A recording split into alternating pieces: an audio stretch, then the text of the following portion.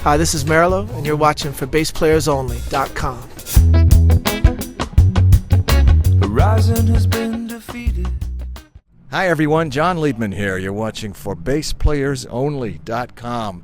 We are on location in sunny Hollywood, California, with the one and only Merlo Podlewski. How you doing, Merlo? Good, thank you. How are you? Good, a pleasure to meet you. Good, thanks for having me. Oh, thank you for coming aboard. We're glad to have you, and we'd like to find out about you. All right. You're a bass player, right? Yes, I am. Okay, well that's a good start. That is. That's why I'm here. Let's talk a little bit about the beginning. You come from a musical family, parents, brothers, and sisters. How would you describe your musical upbringing? Well, my mom worked at this really popular nightclub in the 60s called Max's Kansas City.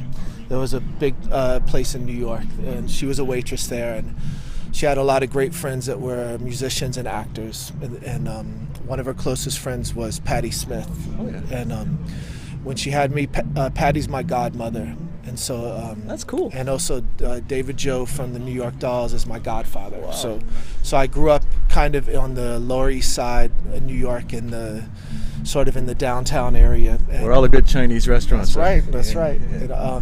And so I basically spent a lot of time when I was young watching those bands play and seeing them in the studio, and going along with my mother to see them at shows and stuff like that. So I kind of I grew up in the sort of music community. How did you become a bass player? What attracted you to that instrument? Well, there was a lot of instruments around the house growing up in my mother's friends' houses and stuff, and one of the first basses that I ever got to really mess around with was the Hofner, like Paul McCartney style bass, right? Which was size-wise was perfect for me because I was smaller. Well, who were your bass influences once you discovered the instrument? Well, first I would have to say it'd be like Dee Dee Ramone and stuff when I was little. You know what I mean? Like a hero, and learning to play all the Ramone songs and stuff was like my first start point, you know. And then the reggae records were really huge influences. Family Man? Exactly, like Family Man and Sly and Robbie and stuff like that. All the sort of,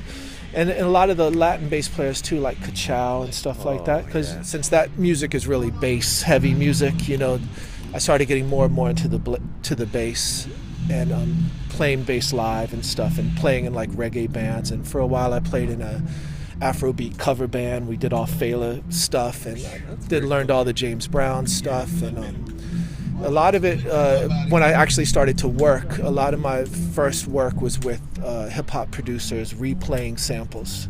So that was a great education because I would have to learn licks, you know what I mean? So interesting upbringing. Yeah, so it worked out really well. And actually that's how I came across, like the first time I ever saw a Kala bass was with Dan the Automator at his sessions, because he just loved the sound of it. And then also another producer I work with is Mario C. from the Beasties. Even though I didn't play on any of the Beastie stuff, I've worked with Mario C. on other stuff.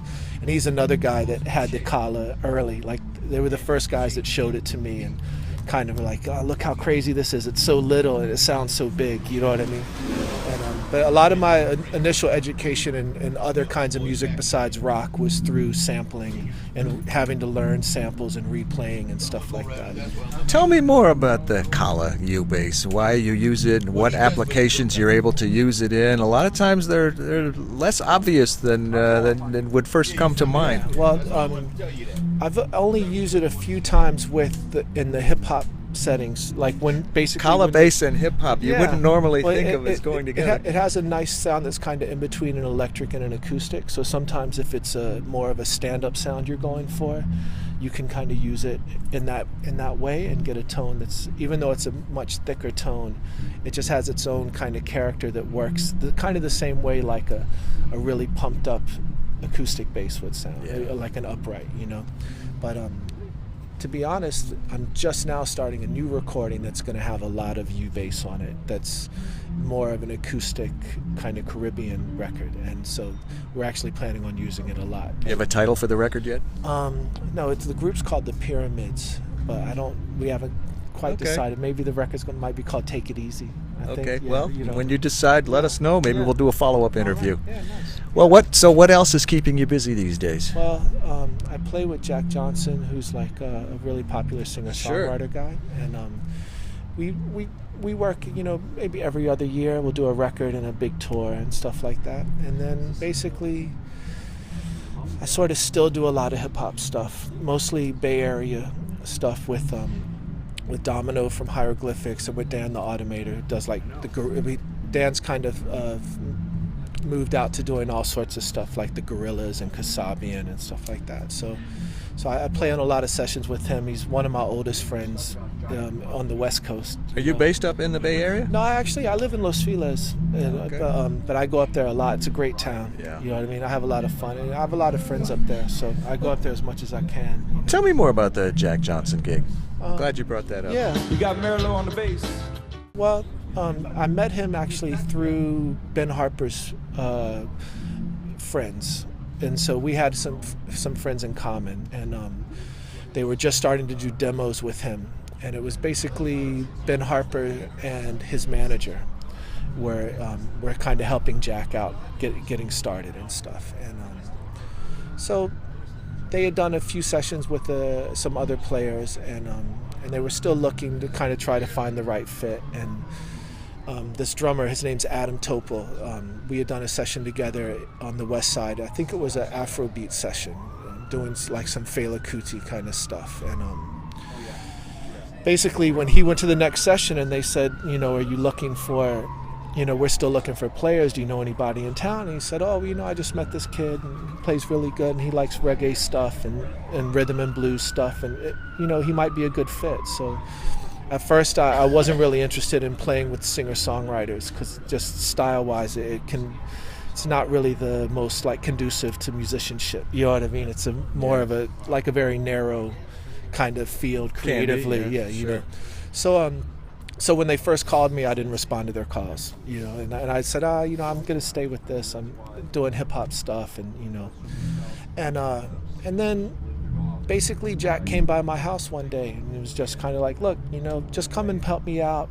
Let's just jam a little bit, see how it goes. He was a really nice cat. And I said, okay. And so I said, I'll come and I'll do some recordings with you and we'll just play it by ear. Then it's been 15 years and we've done really well. Didn't realize it had been that long. Yeah, so it's gone really well. Well, Merlo, this is the first time you and I have actually met in person, but we've corresponded, we've sent emails back and forth to each other, and whenever I get an email from you, it's always showing the sender is J Radio. Yes. What is that? J Radio is basically my stage name, and I've It's just the letter J and the word radio. Yeah, and that's kind of my hip hop name. So when I was and I still do to a degree, but when I was younger and was making beats and more in working in that world, that was the name I worked under.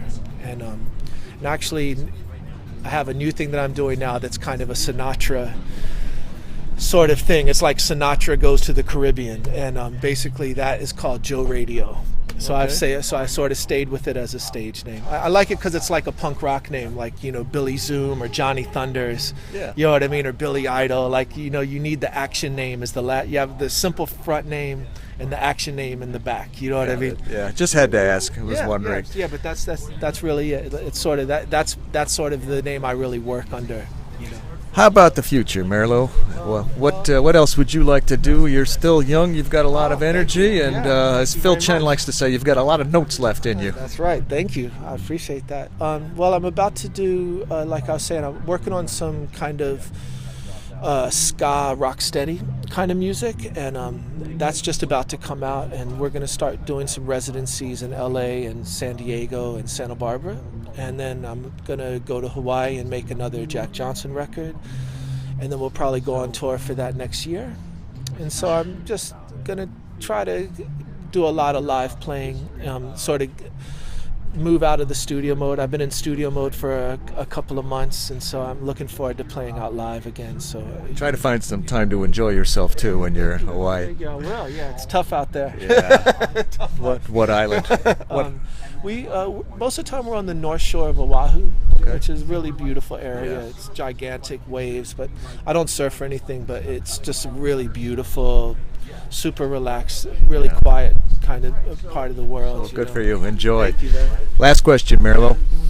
What would you be if you were not a bass player? Something outside of music. I think, well, now I'd be retired, but I would have been an athlete. Because, I played a lot of sports when I was young. And there was a moment when I was about 15 where I sort of had to make for me personally, I made the decision to pursue music and try to play in clubs and do the rock and roll thing, as opposed to staying in school and going to college and becoming more of like an athletic kind of career. What sports did you play? I played baseball and basketball. What positions? I was an outfielder in baseball, and then I played forward and small forward a lot in basketball. I really enjoyed it. I kind of kept playing street ball forever. Yeah. You know what I mean? So I never really gave it up. But as far as like earning a living, you know, and I there's still things about I think of the sports. I think of music a lot of times in sports terms, like teamwork and strategy and Very stuff good. like that. You know, and That's a great way to look at it. yeah. Well, great. Well, keep us posted on those projects. very much. We'd love Nice to to hear meet it. You've got such a well-rounded cross-section of various genres and mixing things and old stuff with new stuff. Very fascinating. Keep it up. Thank you, man. I really appreciate it. All right, Nice to Merlo meet you. Thanks for having me, man. Podlewski, except it's you're kind of like Liberace or Madonna or Cher. Just Merlo is all you need to know. That's right. All right, thank On you. location in Hollywood, California with Merlo. I'm Jon Liebman. You're watching for BassPlayersOnly.com.